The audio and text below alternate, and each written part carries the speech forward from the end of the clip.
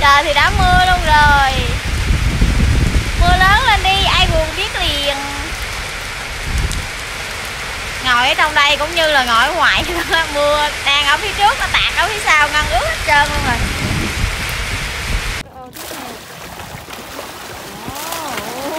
Bơi lại nè.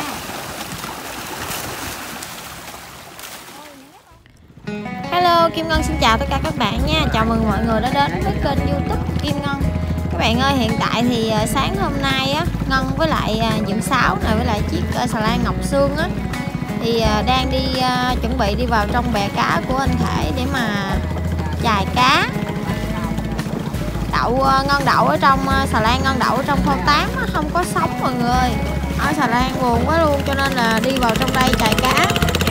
Hiện tại thì xà lan của Ngân đang đậu phía trong đó, Ngân đậu 3 chiếc Ngân, chiếc Ngọc Sương với lại cái chiếc bạn của chiếc Ngọc Sương là 3 chiếc. Con nước này thì nước trong dữ lắm luôn, không biết là vào trong đây chài có cá hay không. Thường thì mình muốn đi chài cá là mình phải đi ngay con nước đục.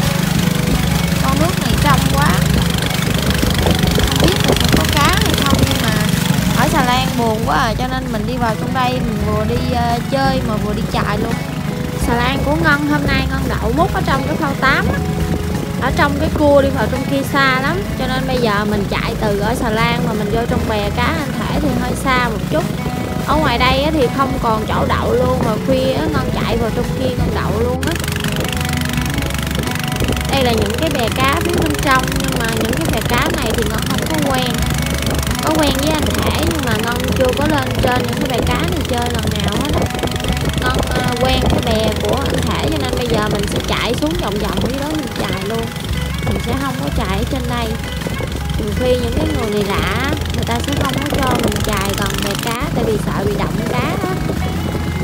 Đây là cái cần cẩu, cái cần cẩu để mà những cái chiếc tàu nào mà ta không có cần cẩu á, thì người ta sẽ dùng thuê cái cần cẩu này để mà cẩu hàng từ bên tàu qua cho xà lan. Đó, cái tàu này thì chỉ có một cái cần cẩu và một cái gào thôi. Có chiếc tàu tới 2 cần cẩu và 2 cái gào luôn á.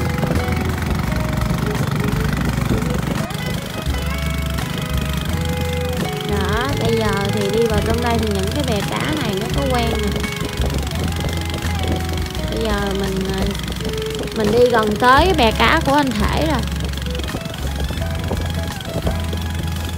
Ở trên những cái bè cá này thì người ta nuôi cá bóp nè, rồi cá chim trắng, cá đù Mỹ, rồi cá bè nữa.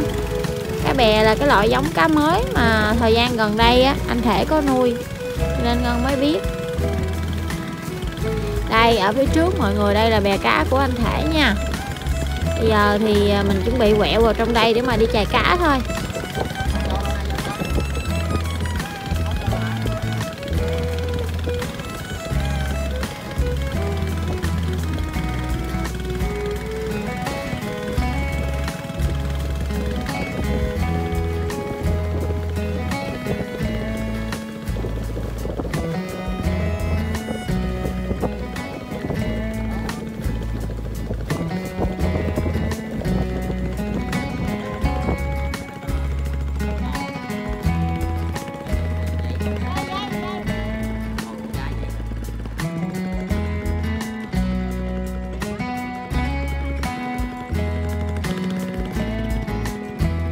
Bây giờ thì Ngân đã đi vào trong tới bè cá đầu tiên này là bè cá của em Xích.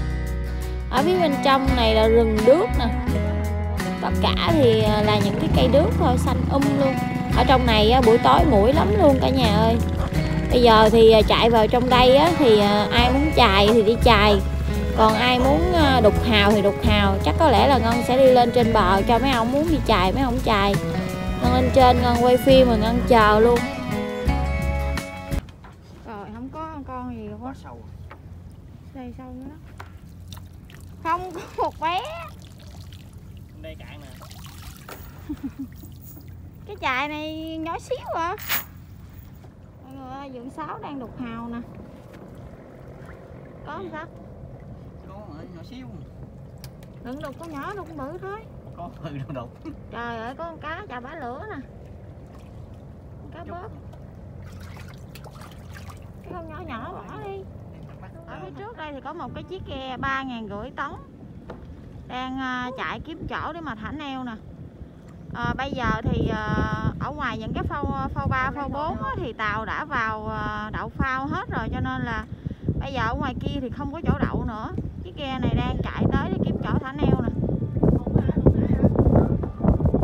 Ghe này 3.500 tấn. Ghe này thì có 2 chiếc, một chiếc 3.500 và một chiếc 5.000 nữa. Rất là to luôn ha. Đó.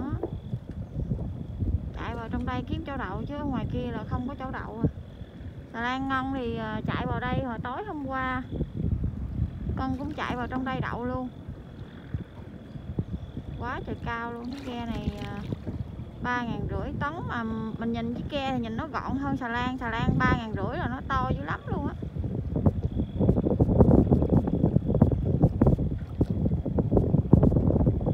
Ở trong đây là ở trong cái cua của khu vực Gò Gia nha. Cái này thì Ngân chưa có biết đậu ở đâu, còn thấy người ta còn đang chạy nè. Thường thì cái chỗ của xà lan nó đang chạy là lúc trước Ngân cũng hay thả neo cái đó đó.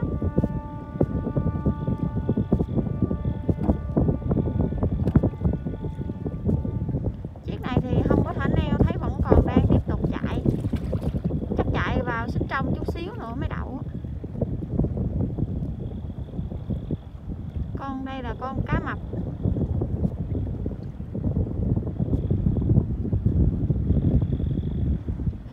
Ở phía trong đây thì cũng có một cái chiếc xà lan công người ta đang chạy ra. Bây giờ thì Ngân đang đứng ở trên cái bè cá của anh Thể á, cho nên là nó hơi rung một chút xíu, mọi người thông cảm nha. Cái bè ở trên những cái thùng á, gió nó lắc mọi người. Gió nó lắc á, cho nên màn hình nó hơi rung một chút xíu. Rất tiếc là mình đứng cái khoảng cách xa chiếc ghe này quá, chứ nếu mà đứng gần nó quay cho mọi người xem rất là đã luôn. Xà lan của Ngân thì Ngân đậu múc ở trong những cái phao ở trong đó, phao trong đó là gọi là phao 8. Đậu múc ở trong luôn. Tại vì mình đi kiếm phao mình đậu chứ mình thả neo thì sợ không an toàn. Kiếm phao buộc dây an toàn, ngủ ngon chút xíu. Mọi người ơi, ở phía trong cái phao 8, phao 9 ở trong kia á, thì có một cái chiếc tàu này người ta mới vừa rời bến nè. Đây, cái tàu này là cái tàu chở than đá nha. Mới vừa rời phao ở trong tàu này thì tàu của nước ngoài. Và ở trên tàu thì có 4 cái cần cẩu. Cần cẩu này của tàu luôn ha. Những cái chiếc tàu buôn này á, tàu chở than đá này mà nếu mà vào trong đây giao á mà không có những cái cần cẩu như thế này thì người ta sẽ thuê những cái cần cẩu phía trong này. Những cần cẩu phía trong này để cạp hàng của tàu á. Đây, lúc nãy thì có 2 cái chiếc tàu kéo á, người ta đã kéo ra. Lúc mà rời bến á, thì có tàu kéo ra. Bây giờ thì tự chạy rồi nè. Chút nữa cái tàu đi tới cái cua á, người ta sẽ bóp kèn nè. Tại vì tới cái cua thì tàu container với lại tàu phía trong á chạy nhiều lắm. Wow, nhìn cái chiếc tàu siêu to khổng lồ luôn. Siêu to khổng lồ giống như của bà Tông Vlog vậy đó. Lúc nãy cái chiếc ghe mà 3.500 tấn á, họ đi xà lan nổi về luôn rồi. Con thấy chạy vào trong kia luôn rồi. Đi hướng này là đi ra ngoài Đồng Nai với lại Sài Gòn, Nhà Bè đó á. Wow. Hôm bữa thì Ngân tưởng ở phía trước đây, ở phía trước mũi tàu có cái cục gù á, thì hôm bữa Ngân tưởng đó là cái cục gù đó để mà chặt băng á, nhưng mà thật ra không phải để chặt băng nha. Cái cục gù này thì để chẻ nước á. Để chẻ nước chứ không phải là để chặt băng. Đây là phát minh của người Pháp. Hôm bữa thì có một cái bạn vào bình luận cho Ngân á, thì Ngân mới biết nha, chứ Ngân cũng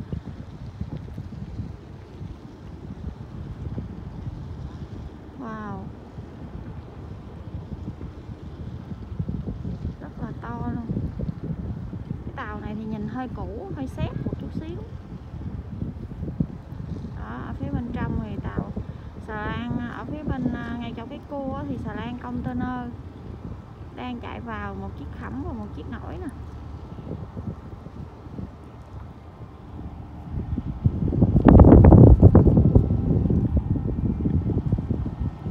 Cái tàu này chạy không có nghe tiếng máy nhiều.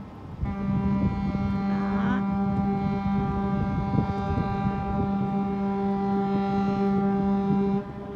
Cái tàu này đang bóp còi cái chiếc xà lan nổi ở phía trước đó. Lúc nào đi tới cái cua này thì người ta cũng bóp kèn hết đó.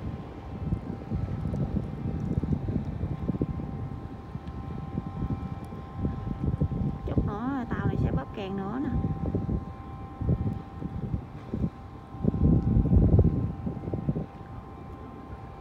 Tàu này là tàu chở than đá. Cái tàu này bo cua nè. Bình thường Ngân hay đi cái đường Thiền Liền á, có những cái chiếc tàu khẩm á, người ta bo cua mà nghiêng chiếc tàu luôn, giống như là xe vậy đó.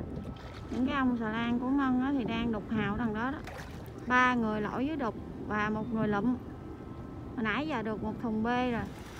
Hôm nay Ngân đi đúng dịp anh Thể đang xay cá, xay cá mòi để mà cho cá bớp ăn nè.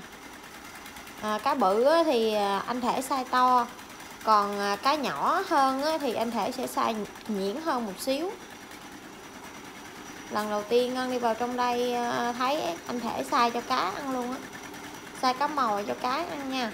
Cá này thì mình ăn thịt nó rất là ngon luôn, tại vì anh Thể cho ăn cá mòi á. Đó, mọi người thấy cá cũng còn rất là tươi nha. Cá bớp nè mọi người, nãy Ngân thọt tay đi, Ngân rửa nó táp cái tay Ngân á. Đó đó, thấy ghê chưa? Sợ quá.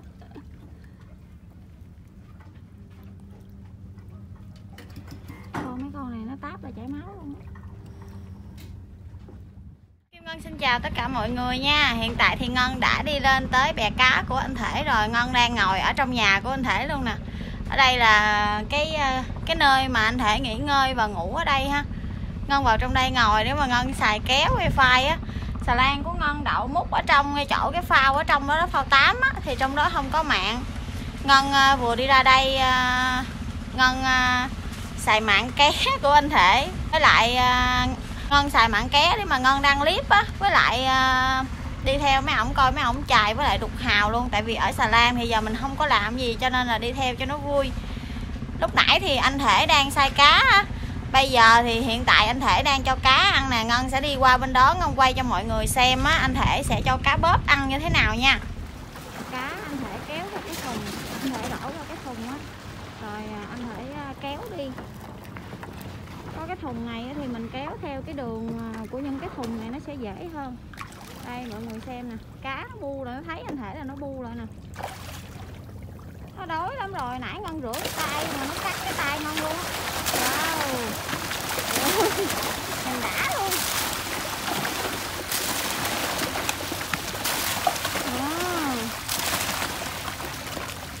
Trước giờ mình chỉ thấy cá ở dưới quê mình á, cá lóc, người ta nuôi cá lóc, cá tra ăn thôi, chứ mình chưa có thấy cá bớp ăn ha các bạn. Wow, quá chừng luôn. Cá này con được 2 kg chưa hả Thể? Cái này có kg 2 kg. Cá này khoảng 1,5 kg đến 2 kg rồi. Cá này là cá bớp nha, cá bớp của nước mặn á. Cá thì khoai cá ô là cá 5 kg rồi. Cho nó ăn xong rồi nè, thả xuống là mấy ổng đớp hết trơn luôn các bạn ơi. Hết rồi, hết mồi rồi.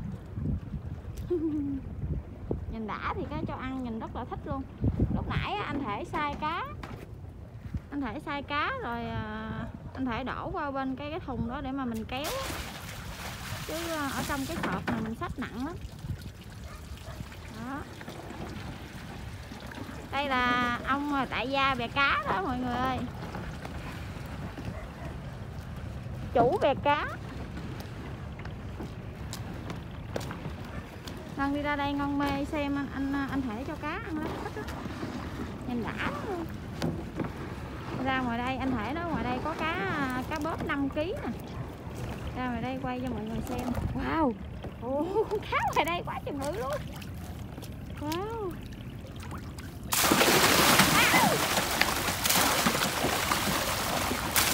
Ôi ôi.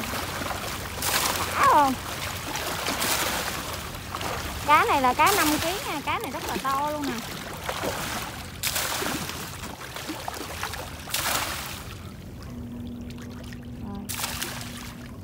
Đã rồi đó. Cá bự thì nó ăn nó không có ngoi lên giống như những con cá nhỏ phía bên đây, nó ăn ở dưới đó các bạn. Nó ăn ở dưới đít lưới. Wow. Nhìn đã thiệt. Nhìn đã con mắt luôn.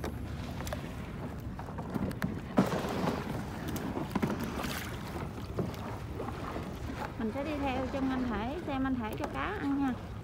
Đây tới cái ô bè phía bên này. Wow.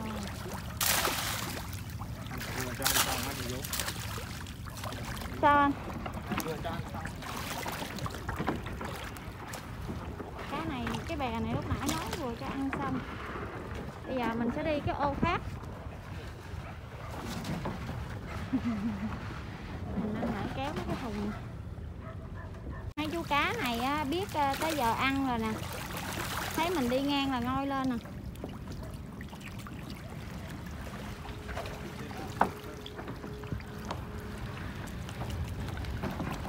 Cá này là cá mòi á, lúc nãy con thấy anh Thể sai cá này còn tươi lắm luôn mọi người. Cá người ta đông đá. Cá trích. Wow. Đã quá rồi. Ủa nó nhảy văng lên mặt của con luôn á.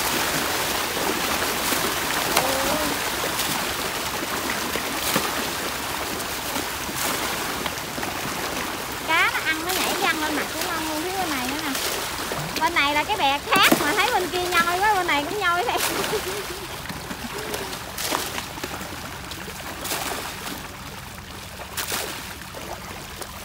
Đã không mọi người, mình đã không?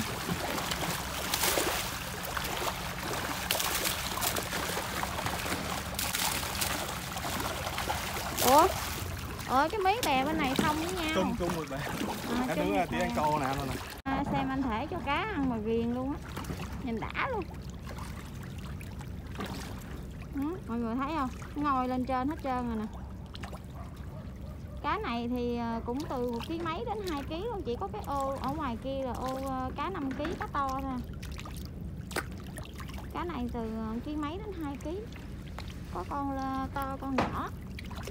Đây. Cá này nó có 2 cái viền hai bên, cá này thì gọi là cá bóp. Đó, có cái con này to lắm luôn nè. Chuẩn bị mọi người, chuẩn bị nè nha. Chuẩn bị văng nước.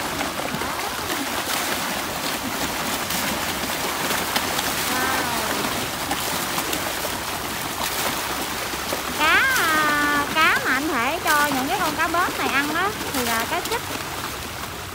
Cá trích anh Thể mua sọt đó rồi anh Thể cắt ra, bỏ vô máy cắt ra nhỏ nhỏ ra.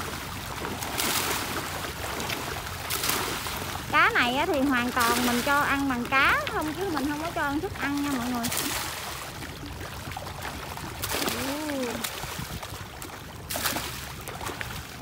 Đây những cái ông chú này nè. Đang suy nghĩ gì vậy sao? Cá chạy suy nghĩ vậy. Cái chạy đâu? Mấy ông đi đục hào xong rồi đó. Rồi ở ngoài đầu giàm trời mưa rồi kìa. Ở ngoài đầu giàm trời mưa luôn rồi. Đây nè mọi người ơi. Mưa trắng luôn rồi. Cá bóp này thì anh Thể nuôi á. Anh Thể nói một ngày mình chỉ cho ăn 1 lần thôi à. Cá bé thì mình xay cá nhuyễn. Rồi mình cho ăn 1 ngày 2 lần. Còn những con cá to này thì 1 ngày ăn chỉ có 1 lần thôi. Cho ăn 2 lần thì nó no, nó không có ăn mọi người. Đây. Đó, quá chừng luôn. Anh Thể đi vào bên trong, anh Thể kéo nữa rồi. Cái ô tiếp theo. Ồ, cá nó bơi lại đây nè. Ôi, những cái con giọng bên đây đâu có ăn được đâu.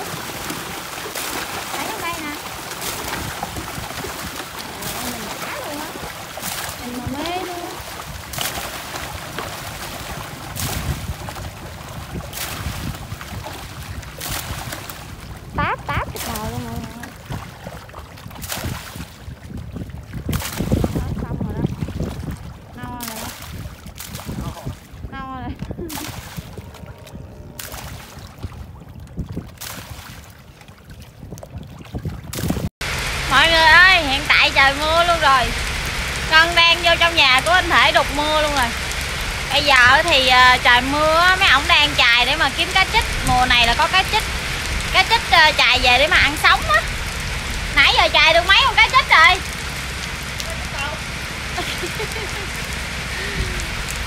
Đi vô trong bè của anh Thể chài để mà kiếm cá trích về làm rỏi cá trích ăn sống á. Mà hôm nay chài không có thấy, không có dính con nào hết á mọi người. Bữa hổm Ngân vào trong đây chài thì dính cũng được khoảng chục con á, mà hôm nay chài không có dính con nào hết á.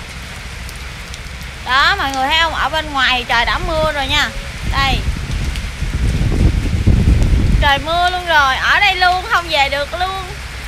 Nãy giờ thì Ngân lên đây, Ngân đang đăng clip lên cho mọi người xem. Chiều nay Ngân đăng clip cho mọi người xem á, nhưng mà mạng ở trong này thì rất là yếu luôn, không đăng không có được. Hồi nãy giờ Ngân đăng thì mới được có khoảng 15 đến 20 phút rồi. Hôm nay không biết là có clip để cho mọi người xem không nữa nè.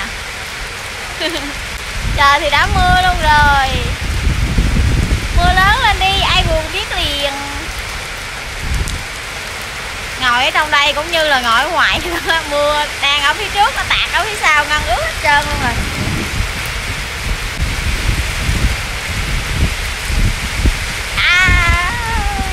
Mưa nó tạt vô trong mặt.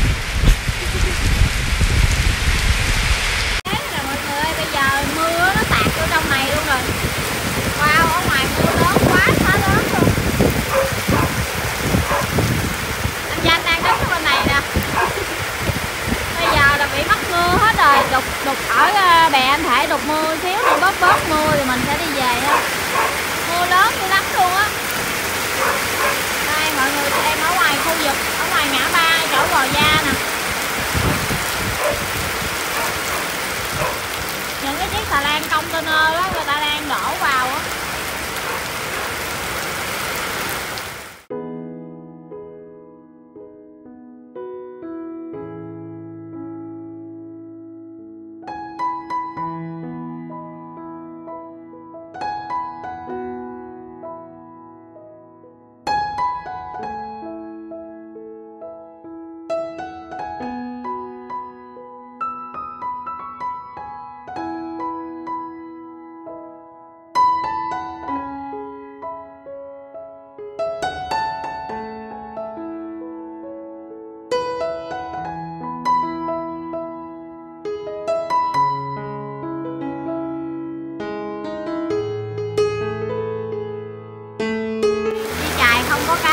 Bây giờ tắm mưa luôn. Đi chạy không có cá gì hết, xách thùng lông đi luôn, không có con cá nào luôn á. Mưa tầm tã luôn. Đây nè, đây là những cái hạt mưa.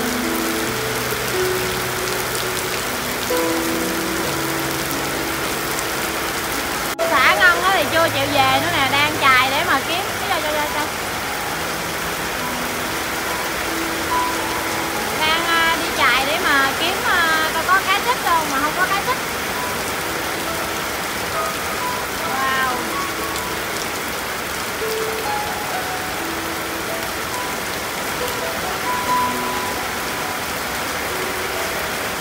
Tại thì cũng đã bớt mưa rồi. Ở bè phía bên kia là bè của em Xích đó. Bây giờ thì bên kia em Xích cũng đang cho cá ăn nữa nè.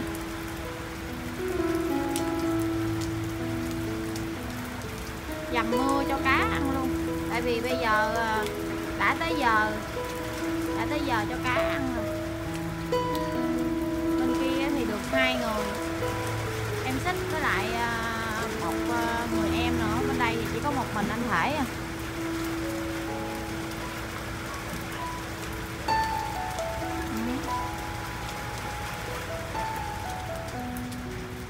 Ở đây bè cá người ta đi quen, người ta đi nhanh lắm. Còn Ngân đi xuống đây Ngân không dám đi, Ngân sợ té. Đây là thành quả đi nãy giờ chạy muốn sạc cái nách luôn, được nhiêu cá nè mọi người. Nhiều thấy ghê luôn á. Được 7 vợ chồng con cá. Cá này là cá út, cá này ăn béo lắm luôn á. Trời mưa thì tầm tã nhưng mà xà lan thì vẫn lưu thông bình thường nha. Nhưng mà nha. Những cái chiếc xà lan ở phía trong này thì đa phần là xà lan container thì nhiều. Đó, xà lan container nổi. Wow, trời gầm đó mọi người ơi. Nhưng mà hôm nay thì Ngân không có đứng ở ngoài nha, Ngân đứng ở trong nhà. Hôm nay đi chài thất thu quá, không có cá gì hết trơn luôn.